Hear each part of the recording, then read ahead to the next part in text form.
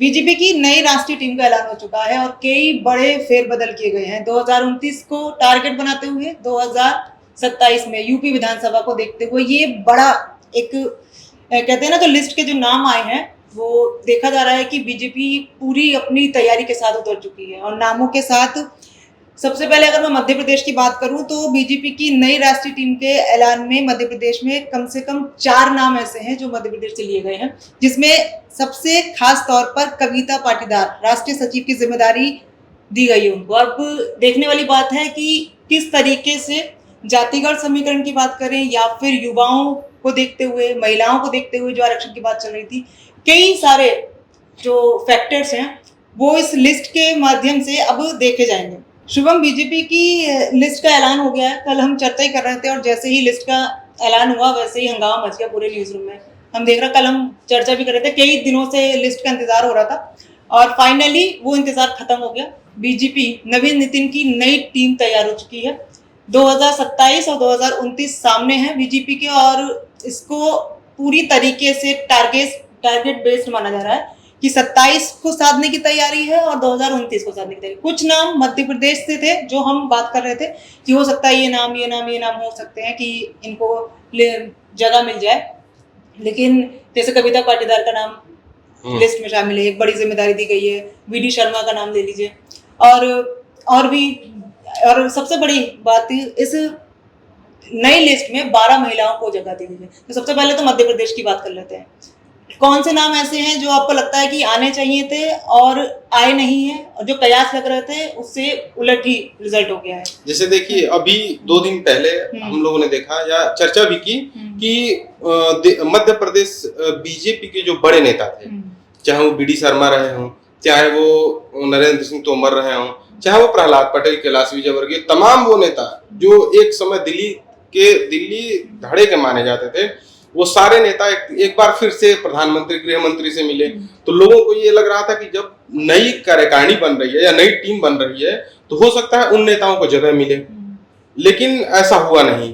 किन किन नेताओं को जगह मिली, मतलब बीजेपी का, तो मुझे तो लग रहा है कि ये पूरी जो लिस्ट तैयार की गई है वो एक तरीके से जो जनरेशन वाला एक इशू चल रहा है ना, भी फैक्टर जो चल रहा है, जो युवाओं को जोड़ने का, महिलाओं को साधने का, पूरा प्रॉपर बहुत बारीकी से इस बात का ध्यान रखा गया है। अभी फिलहाल लिस्ट आई है, अभी बहुत एनालिसिस होगा इसका, विपक्ष की खेमे से भी बहुत सारी चीजें आएंगी, लेकिन अभी मोटा मोटा देखें तो फिलहाल जो फैक्टर्स हैं वो युवाओं का जो अभी जेंजी को लेकर के इम्प्रेसिव वाली चीजें जो चल रही हैं, क्योंकि आप जब लिस्ट पे एक नजर डालेंगे तो एज फैक्टर के हिसाब से देखेंगे तो 50 के आसपास के लोग जो हैं वो ज्यादातर रखे गए हैं इसके अंदर, लिस्ट के अंदर।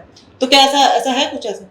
नहीं, मुझे नहीं लगता है जेनजी का उतना बड़ा असर है। देखिए, यदि जेनजी का असर होता तो मध्य प्रदेश में आप 3 बड़े चेहरों को देखिए। बीडी शर्मा ब्राह्मण जाति से आते हैं, कविता पाटीदार ओबीसी वर्ग से आती हैं, और गजेंद्र सिंह आते हैं जो आदिवासी और एसी वर्ग से आते हैं, जो अनुसूचित आयोग के अध्यक्ष भी हैं। तो आप ये कहेंगे कि नहीं जेनजी वर्ग है, तो जेनजी होता तो मतलब ये होता ना कि उसमें जातियों का फेर नहीं होता। तो सरकार ने या बीजेपी ने एक तरह से आप देखेंगे तो उन जातियों को भी साधने की कोशिश की है, जिससे कि, और जातियों का मतलब एक आप दूसरे तरीके से समझिए कि जैसे जोन वाइज उसने बांटा है। जैसे कविता पाटीदार को देखेंगी तो वो ग्रास रूट पे काम करती हैं, इंदौर की जिला पंचायत अध्यक्ष रही हैं, तो एक तरह से उनका जो कहा जाता है कि ओबीसी तो है, दूसरा फैक्टर महिला है, तीसरी बड़ी बात यह आती है कि उन्होंने जमीन पे काम किया है। तो एक तरह से चूंकि वहां से जीतू पटवारी आते हैं तो उनको काउंटर करने की कोशिश है।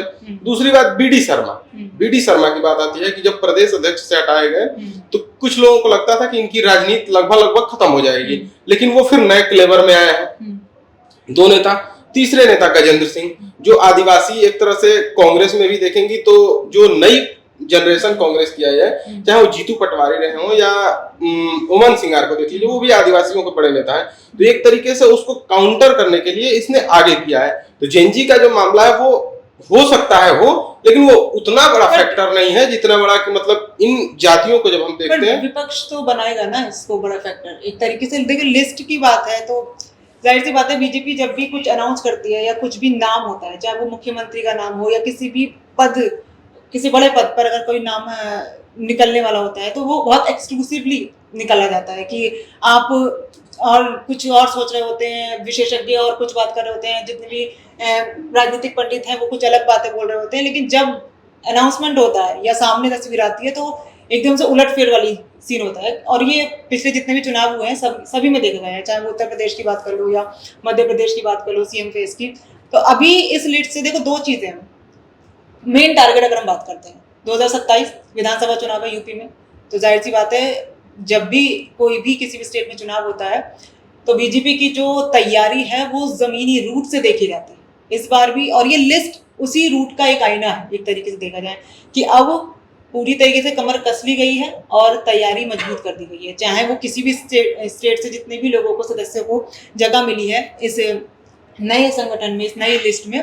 तो उस हिसाब से 2027 पे हम बात कर लेते हैं और 2029 लोकसभा चुनाव की बात कर लेते हैं। उस हिसाब से ये जो नाम है जिन्हें इस पूरी लिस्ट में रखा गया है और जिम्मेदारी दी गई है बड़ी, तो क्या लग रहा है कि आने वाले चुनाव को बीजेपी किस नजरिए से लेके चलने की तैयारी में? यूपी से ज्यादा सदस्यों को बनाया गया, करीब 7 सदस्य यूपी से आए हैं और यूपी में भी हर जातियों को लगभग बीजेपी ने कनेक्ट करने की कोशिश की है।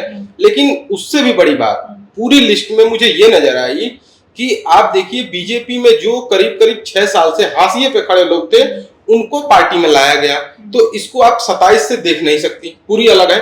ये 29 के लिए तैयारी चल रही है, आप एक लाइन से देखिए। पर यूपी बड़ा स्टेट है, मुझे तो लगता है कि यूपी बड़ा स्टेट है, लेकिन मेरे कहने का मतलब ये है कि आप यूपी को क्यों सेंटर कर रही है, जबकि उसमें बड़ा नाम, बड़े चौंकाने वाले नाम 5 आपको मिलेंगे।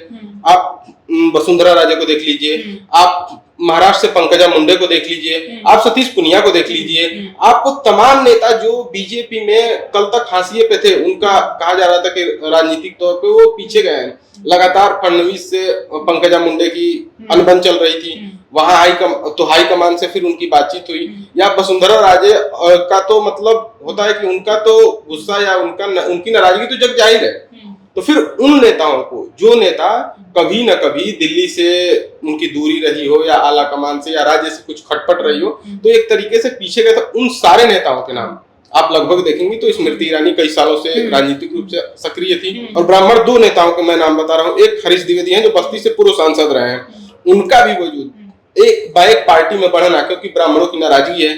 तो यूपी को तो बीजेपी ने उस तरीके से किया है कि वर्गवाद जो जिनकी नाराजगी है वैसे लोगों को रखा। लेकिन पूरा जो ओवरऑल बीजेपी के लिस्ट को देखेंगे या बीजेपी की टीम को देखेंगे तो वो एक तरीके से 29 की जो लड़ाई है, क्योंकि लड़ाई तो यूपी की है लेकिन यूपी से बड़ी लड़ाई जो है वो 2029 की है। तो पूरी जो लिस्ट है वो 29 के चुनाव के इर्द गिर्द मुझे घूमती नजर आ रही है। हाँ, तो वही चीज है कि जैसे मैंने पहले भी बोला कि 2027 और 2027 से होते हुए 2029 को ये टारगेट किया जा रहा है। और महिलाओं की भी हम बात कर लेते हैं कि 12 महिलाओं को लगभग जगह दी गई है इस लिस्ट में, जिसमें कई बड़े नाम शामिल हैं। मैं बता देती हूँ कि महिलाएं कौन सी हैं। तो एक ही महिलाओं का आरक्षण का मुद्दा भी बहुत ज़्यादा चला था, तो अभी मेरी बात भी हो रही थी, अभी डेस्क पर ही हम लोग बैठे थे, तो ये बोला गया कि बीजेपी अपने से ही क्यों नहीं शुरुआत करती है। 33% आरक्षण की जो बात हो रही है, फिर इस लिस्ट में भी 33% का उनको दिखाना चाहिए था। तो क्या यहाँ पर ऐसा नहीं होना चाहिए था कि महिलाओं को और ज्यादा भागीदारी दी जा सकती थी? देने को तो दी जा सकती थी, लेकिन ये तो पार्टी तय करेगी कि किसको कितनी भागीदारी देनी चाहिए। वो जिससे जो भी लोग कहते हैं या मैं कहता हूँ, मान लीजिए मैं कहता हूँ कि 33% आरक्षण दे देना चाहिए, मैं कहता हूँ, लेकिन मैं उसको लागू नहीं करवा पा रहा हूँ। जहां मेरी पूरी आजादी है, जहां मैं लागू करवा सकता हूँ, तो ये तो बीजेपी के लिए सेटबैक होगा कि वो कह रही है लगातार कि मैं महिलाओं को प्रतिनिधित्व दूंगी, महिलाओं को। हालांकि उसने इस बार महिलाओं के प्रतिनिधित्व को बढ़ाया है, आगे किया। हो सकता है वो कहेगी कि फिर अगली बार या अगले चुनाव में हम महिलाओं की भागीदारी की जो बात करते हैं और आगे बढ़ाएंगे। तो ये लग रहा है कि एक शुरुआत होगी और बीजेपी, मुझे लग रहा है कि और आगे चुनाव में या दायित्व धीरे धीरे जैसे बढ़ाए जाएंगे उसमें बढ़ती रहेगी। कई सारी चीजें हैं, अगर हम देखते हैं थोड़ा सा 6-7 महीनों का बैकग्राउंड अगर नजर डालते हैं और फिर इस लिस्ट पर भी आ जाएंगे कि जैसा भी हाल फिलहाल के प्रोटेस्ट झारखंड में तो अभी भी चल रहा है, सीजेपी प्रोटेस्ट हुआ, जनजी प्रोटेस्ट में कहीं ना कहीं वो कर दिया। अभी लाल किले पर 15 अगस्त को जो पीएम नरेंद्र मोदी को ने जो दिमागी नक्सली वाला जो स्टेटमेंट दिया है, जो शब्द को लेकर के राजनीति भी हो रही है, तो ओवरऑल बहुत सारी चीजें अभी पिछले 5 से 6 महीने में घटित हुई और 2027 में चुनाव है यूपी का, 2029 में लोकसभा चुनाव की तैयारी है। और विपक्ष की साइड अगर हम देखते हैं तो जो कॉमन एक जनता के तौर पर अगर मैं बात करूं तो लोगों का कहना है कि विपक्ष में एक बड़ा चेहरा नजर नहीं आता, एक बड़ा लीडरशिप नजर नहीं आती जो बीजेपी को टक्कर दे सके। और कहीं ना कहीं विपक्ष की एक कमजोरी रही है। मेरी एक बार बात हो रही थी, कांग्रेस के एक लीडर थे हमारे शो में आए हुए थे, तो मैंने उनसे पूछा भी था कि आपको क्या लूप पॉइंट्स लगते हैं कि जो कांग्रेस है वो कहाँ वीक रह जाती है। तो उनसे चर्चा में ये बहुत सारे पॉइंट्स थे जो मैंने उनसे पूछा कि कहीं ना कहीं ऐसा लगता है कि जो एक बड़ा चेहरा है या फिर, तो कहते हैं ना कि आप डायरेक्टली ना बोले लेकिन इनडायरेक्टली बहुत सारी चीज़ें पार्टी के अंदर भी चल रही होती, तो कहीं ना कहीं मुझे ऐसा फील हुआ कि कांग्रेस की जो अंदरूनी चीज़ें ही हैं जो उठा पटक चलती रहती है, उसकी वजह से भी वो एक बहुत अच्छे से टक्कर बीजेपी को देने में पीछे रह जाती है। अब जैसे अब ये लिस्ट आई है तो बहुत 7 महीने बाद नितिन नवीन को पद संभाले हुए अपना राष्ट्रीय अध्यक्ष का बीजेपी के 7 महीने हो गए। 7 महीने में इन्होंने काट छाट करके जो भी फेरबदल किया है वो पूरा मंथन के साथ में ये लिस्ट निकल कर आई है। तो मेरा ऐसा मानना है कि मुझे लगता है कि थोड़ा सा अगर विपक्ष और मेहनत करे, थोड़ा सा ग्राउंड रूट पर और काम करे तो ये और भी बेहतर हो सकता है, ऐसा मुझे लगता है। देखिए, लड़ाई को लेके जो देश में होता है ना, लड़ाई और राजनीतिक प्रतिनिधित्व का सवाल, दो चीजें हैं। पहली बात आपने कही कि पीएम ने बयान दिया नक्सली वाला, वो तो बयान एक तरह से उनके कहने का मतलब ये है कि मतलब जो नक्सली उन्होंने विचारधारा पे चोट करने की कोशिश की है कि जो हथियारबंद आंदोलन था वो खत्म हो गया, लेकिन वो विचारधारात्मक तौर पे कैसे उसको तोड़ा जाए, उसको पीछे किया जाए, उसको लेके उन्होंने बोला है। एक वो लाइन क्लियर हो गई। दूसरी बात पे मैं आता हूं कि आपने पूछा कि लगातार जो बीजेपी के पास, कांग्रेस के पास चेहरा नहीं है। आप ये देखिए, चेहरे से आप आगे बढ़ के सोचिए। आप ये किसी से भी पूछेंगे ना क्या करके, अगर ग्राउंड जीरो पर बात होगी तो सबसे पहला यही सवाल आता है कि विपक्ष का कोई बड़ा चेहरा नहीं है। मैं उसी बात पे आ रहा हूँ। मेरे कहने का मतलब ये है कि आप चेहरे की बात तो बाद में कीजिए। हर जगह तो बीजेपी चुनाव नहीं लड़ रही है। बीजेपी के पास करीब 30 से 35% वोट ऐसे हैं जो बीजेपी के ओरिजिनल हैं, वो जाएंगे ही जाएंगे बीजेपी के पास। अब देखिए, तमाम चुनावों को आप एक एक सीट वाइज आकलन करेंगी तो आपको समझ में आएगा कि बीजेपी के पास जो होता है ना कि एक वोट बैंक है, 30-35% उसके पास वोट बैंक है। वो चेहरे से नहीं, उसने संगठन तैयार किया, उस संगठन की वजह से उसे वोट मिलता है। कांग्रेस जब सरकार में रही, आप देखिएगा 2004 से 2014 तक सबसे ज्यादा उसके अनुसांगिक संगठन कमजोर हुए उसी कार्यकाल में, चाहे वो एनएसयूआई रहा हो, चाहे यूथ कांग्रेस रहा हो, चाहे सेवा दल रहा हो, चाहे तमाम उसके संगठन, राजीव गांधी फाउंडेशन से लेके वो सारे संगठन जो कांग्रेस के लिए करते थे, बीजेपी ने वही काम नहीं किया। वो सरकार में आने के बाद उन सारे अनुसांगिक संगठनों को मजबूत किया कि उसका एक बूथ पे तो उसका कार्यकर्ता, ये भी तो एक तरीके से एक आप कहेंगे ना कि एक रणनीति, ये किसी भी पार्टी की डिपेंड करता है कि उसका संगठनात्मक स्ट्रक्चर जो है वो कितना मजबूत है और वो किस लेवल पे अपना पूरा रोड मैप तैयार कर रही है। तो ये तो जाहिर सी बात है कि अगर आप अच्छे से प्लानिंग के साथ, पूरा फुल प्रूफ प्लान के साथ कुछ काम कर रहे हैं तो वो तो दिखाई देगा ही। अगर वही चीज विपक्ष कर ले तो फिर उसको क्या दिक्कत आ जाएगी? तो वही तो मैं बात कह रहा हूँ कि वही बात, कांग्रेस कमजोर आज से नहीं हुई है। कांग्रेस कमजोर, मैं अभी एक दिन ऐसे डाटा पढ़ रहा था तो मैं देखा कि राजीव गांधी के बाद कोई कांग्रेसी सरकार ऐसी नहीं बनी जो अपने दम पे बनी हो। तो लगातार कांग्रेस 80 के बाद, 80-85 के बाद से लगातार कांग्रेस का वोट बैंक गिरता गया और लगातार ये गिरता गया और कांग्रेस को ये समझ में नहीं आया क्योंकि वो लगातार सत्ता में बनी रही, कभी किसी के सहारे से, कभी किसी के सहारे से। और विपक्ष का कमजोर होना उसके लिए बहुत बड़ी मजबूती का कारण रहा जो आज बीजेपी के साथ है। तो वो लगातार जो कमजोर होती गई उसको अब इसलिए समझ में आ रहा है क्योंकि उसका संगठन चरमरा गया है। अब उसको संगठन पे काम करने की जरूरत है। जिससे आप 35% जब वोट की बात कर रहा हूँ, कांग्रेस के पास आज यूपी में कितना परसेंट वोट है? 3 या 4% वोट मिला था।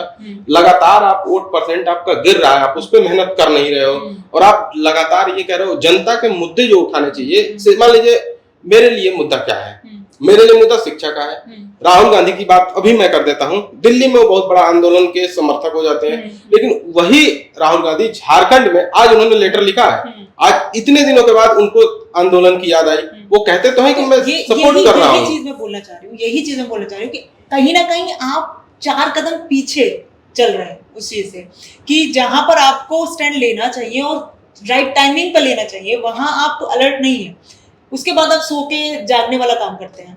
तो आप नॉर्मल सी बात है जो अगर आपको एक कॉमन मैन के हिसाब से भी अपने माइंड को अगर रीड करके देखते हैं कि दो लोग हैं, एक बंदा आने वाले 5 साल तक की प्लानिंग करके बैठा है और एक बंदा प्रेजेंट जो ईयर है जो जिंदगी वो जी रहा है बस वहीं तक सीमित है।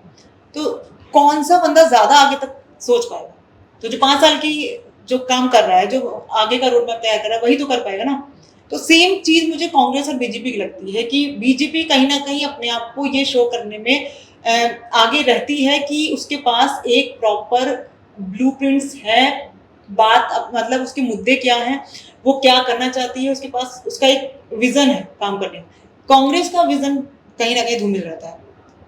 ये आज जब सियासी बातचीत हो रही है तो कहीं ना कहीं ये मुद्दा इसलिए मतलब मेरे जहन में आया तो मैंने पूछ लिया। तो क्या मतलब मुझे तो ऐसा लगता है, पॉइंट ऑफ व्यू मेरा ऐसा है, तुम्हें क्या लग रहा है? देखिए, कांग्रेस का एक तो काम करने का तरीका हो सकता है थोड़ा अलग हो, क्योंकि कांग्रेस में अभी पुराने लोगों का, अभी तो कितने दिनों तक आप देखेंगे कि राहुल गांधी के जो करीबी लोग थे, आप एक लाइन से फहरिस्त आपको मिल जाएगी। ज्योतिरादित्य सिंधिया, उधर से मिलिंद देवड़ा, संजय निरुपम, उसके बाद वो विश्वजीत राणे गोवा के थे, चाहे दक्षिण में देखेंगे तो तमाम नेता जो राहुल के धड़े के मानने जाते थे, मध्य प्रदेश में ज्योतिरादित्य सिंधिया, ये सारे लोग जो राहुल गांधी टीम के कहे जाते थे, वो सारे लोग अपने आप को मतलब एक तरह से अकेला महसूस करने तो चले गए। एक बड़ी बात लोग थे लेकिन छोड़ दिया ना, उनको जाने दिया। उसका रीजन क्या था? अब उसके रीजन पे मैं आता हूँ कि वो क्यों छोड़े। जो कहा जाता है कि राहुल गांधी पार्टी में इतने पावरफुल हैं, वो अपने लोगों को साध नहीं पाए। तो ये बड़ी बात है कि वो प्रतिनिधित्व का सवाल था। तो कांग्रेस में लंबे समय तक यंग और ओल्ड वाली लड़ाई चली है। कांग्रेस में सोनिया गांधी का एक करीबी, उनका एक और था और एक राहुल गांधी का, वो दोनों हमेशा टकराते रहते थे। अब क्या हुआ है? अभी क्या हुआ है कि जो पुराने लोग थे वो कहीं ना कहीं किनारे चले गए हैं। राहुल गांधी के साथ वो लोग बच गए हैं जो बीजेपी से मतलब गए नहीं, बीजेपी में बच गए हैं। तो राहुल गांधी को ये लगता है कि वो सारे लोग प्योर कांग्रेसी हैं और वो संगठन पे और सरकार या फिर मतलब सड़कों पे संघर्ष करने को तैयार है। और दूसरी बात कि बीजेपी का जो है, बीजेपी का संगठन पे उसने काम किया है, कांग्रेस को उसी संगठन को खड़ा करना पड़ेगा। और एक बात और है, आप सरकार में रहते हैं तो आपका संगठन मजबूत होता है, इसमें कोई दिक्कत नहीं है, वो दिखता है और वो सारी पार्टियों में होता है। आप देखेंगे कि अभी जैसे समाजवादी पार्टी लगता है उसका संगठन कमजोर है, आज ही सरकार में आते वो मजबूत हो जाएगा।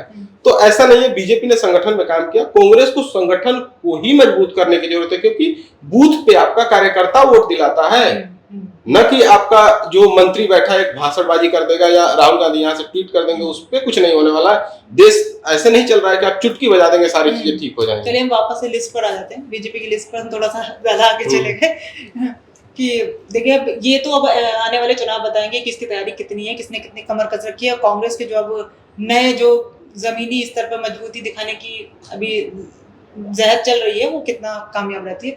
फिलहाल बीजेपी की लिस्ट में हम मध्य प्रदेश की लिस्ट के नामों की बात कर रहे थे, तो कब सबसे पहले तो एक कविता पाटीदार की बात कर लेते हैं। जैसा आप बता रहे थे कि अभी जैसे वीडी शर्मा को की राजनीति को लेकर भी ये बोला जा रहा था कि अब किसी पद पर नहीं है, कुछ बड़ा काम जिम्मेदारी नहीं दी जा रही है, तो एक तरीके से अब राजनीति एक साइडलाइन होती जा रही है। तो अब तो नाम आ गया लिस्ट के अंदर, तो अब क्या?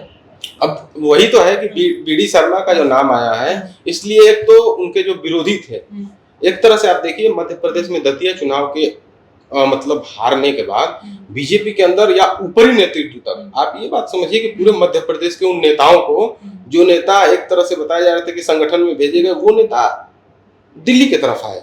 लगातार उन्होंने प्रधानमंत्री से मुलाकात की, अमित शाह से मुलाकात की। तो बीजेपी के अंदर जो अभी चल रहा है कि दतिया के चुनाव को वो इस तरीके से अनसीरियस नहीं ले रही है, वो मान रही है कि बाइपोल इलेक्शन सरकार के होते हैं, हार के उन नतीजों पे वो पहुंचना चाहती है कि आखिरकार हार मिली तो क्यों मिली।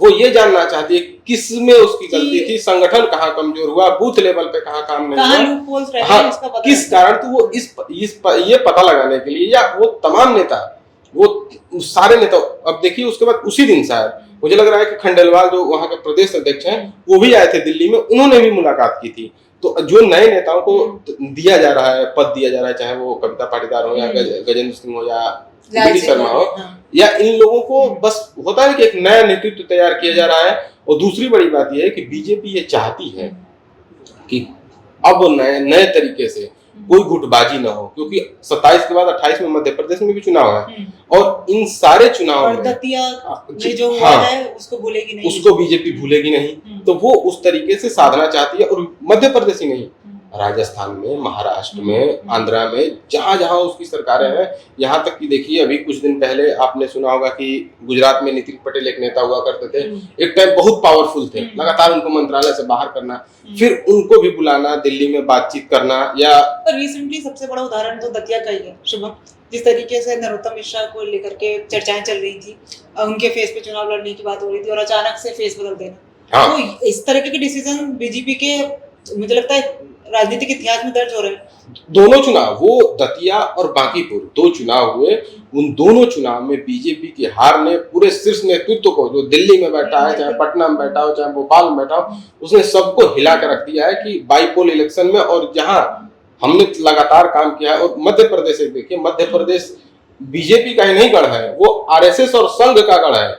आरएसएस संघ सबसे ज्यादा कहीं मजबूत है तो मध्य प्रदेश राजस्थान में है। तो यहाँ एक सीटें हारने का मतलब कि वो संघ की व्यवस्था और बीजेपी के समन्वय दोनों पे लाइन खड़ा करता है कि क्या दोनों के बीच में ठीक है। तो बीजेपी उसी को कंट्रोल कर रही है। अब उन सारे नेताओं को, नए नए नेताओं को आगे कर रही है, जो जनाधार वाले नेता है। मतलब एक तरीके से इसको भी एक्सपेरिमेंट माना जाएगा, लेकिन ये एक्सपेरिमेंट कहने के लिए एक्सपेरिमेंट है, लेकिन ये कहीं बहुत आगे तक का सोच करके इन लोगों को आगे लाया गया है। स्मृति ईरानी का जिस तरीके से हमने देखा था कि अमेठी में हार के बाद कहीं ना कहीं वो साइडलाइन ही थी एक तरीके से, अब वापसी उनको मिली है। अब देखना होगा कि इस लिस्ट में जितने भी सदस्य को जगह दी गई है वो आगे 2027 और 2029 में क्या करामात करके दिखाएंगे, और जितना भी जहां भी खामियाजा अभी बीजेपी को देखना पड़ रहा है उसकी भरपाई वो कैसे करेगी। फिलहाल एक चीज और मेरे दिमाग में आ रही थी, सोशल मीडिया जिस तरीके से इस वक्त वर्चस्व हाई है सोशल मीडिया का, आपने देखा था खुद PM Narendra Modi social media पर आ चुके हैं। सारे नेताओं को उन्होंने बोल दिया है कि आप भी फ्रेंडली हो जाइए, इंस्टाग्राम फ्रेंडली हो जाइए, जेनजी से अगर जुड़ना है, जनरेशन जेन से, तो आपको सोशल मीडिया पे एक्टिव होना पड़ेगा। अमित मालवीय को जिम्मेदारी से हटा दिया गया है, तो जाते जाते मतलब थोड़ा इस पे भी चर्चा बनती है। हाँ देखिए क्या है, अमित मालवीय चूंकि 2014 से मोदी के या बीजेपी आईटी सेल के थे, तो इन जो आंदोलन हो रहे थे, मीम्स का बनना या फिर लगातार सरकारों पे कंट्रोल होना, एक तरह से बीजेपी के अंदर यह है कि जो अमित मालवीय है पुराने धड़े के नेता हो गए हैं, वो नई जनरेशन को समझ नहीं, हाँ वो समझ नहीं पा रहे हैं नई जनरेशन का कि काउंटर कैसे किया जाए। इस तरीके से एक नए चेहरे को लाने की कोशिश की गई है। हो सकता है बीजेपी सोचा बहुत ज्यादा है, हाँ सोचा बहुत ज्यादा, बीजेपी नए तरीके से फिर ले आ रही है। हो सकता है और अंदर आंतरिक जो बदलाव होगा वो तो दिखेगा नहीं, लेकिन ऊपरी जो बदलाव बड़े तौर पे दिखा है वो सामने आ गया। क्योंकि मैं जब पूरी लिस्ट देख रही थी सबसे पहले मेरा नजर उसी पे गई कि सोशल मीडिया की जिम्मेदारी उन्होंने मतलब बहुत सोच समझ के, काफी टाइम से वो देख रहे थे अमित मालवीय, और उस हिसाब से वो प्रोग्रेस दिखाई नहीं दे रही थी। कहीं ना कहीं जैसे बोला जाता है कि IT cell BJP IT cell का जो एक दिखाई देता है मजबूत, नहीं पिछली बार क्या होता था, अगली बार कांग्रेस के काउंटर में बीजेपी जो मतलब एक तरह से कैंपेनिंग चलाती थी या तमाम तरह के जो आरोप लगाते विपक्ष, उनको काउंटर करती थी। जो यूज अगर किसी से सीखना चाहिए तो वो बीजेपी की है। हाँ, लेकिन भारतीय जनता पार्टी हाँ, लेकिन वही क्या हुआ कि इस टाइम जो दिल्ली का प्रोटेस्ट हो वो कहीं फीका पड़ता नजर आए। तो बीजेपी को फिर से सोचने की जरूरत है कि अब नए तरीके से, नए क्लेवर के साथ। ये एक प्लस पॉइंट भी है, जहां दिखता है ये भारतीय जनता पार्टी का अंदर ये देखने के लिए बात मिलेगी कि जहां दिखता है कि यहाँ अब चीजें फेल होती नजर आ रही है या फिर यहाँ गड़बड़ी है, तो तुरंत एक्शन वहां दिखाई देता पार्टी के अंदर, कि चाहे वो किसी भी एक छोटे से ही पद को लेकर के जिसको जिम्मेदारी दी गई है वो बंदा अगर नहीं संभाल पा रहा है। हालांकि देखो कुछ राजनीतिक कारण भी होते हैं कुछ चीजों का, जैसे धर्मेंद्र प्रधान के इस्तीफे की अगर बात करें, इतना टाइम ले लिया, अगर हटा सकते थे तो पहले भी हटाया जा सकता था। ऐसा नहीं है बर्खास्ती में इतना टाइम लेने की, इतना प्रोटेस्ट करने की जरूरत ही नहीं थी। लोगों का कहना है साफ सीधा कि भाई इतना क्या था, जब पूरा पीक पे आकर के चीजें हो गई तब आपने एक्शन लिया। लेकिन कुछ राजनीतिक चीजें भी होती हैं, इससे भी हम नकार नहीं सकते हैं। फिलहाल जो भी है, अब नई लिस्ट आ गई है, देखने वाली बात हो गई कि आने वाले चुनावों में इस लिस्ट का जो नाम है, सदस्यों के नाम है, उस पे बीजेपी की जो रणनीति है वो कितनी खरी उतरने वाली है। फिलहाल चर्चाएं तो अब शुरू हो गई हैं, चर्चाएं शुरू हो गई हैं और एक एक नाम को लेकर के अब शुरू हो जाएगा कि कौन कहाँ कैसे काम करने वाला है।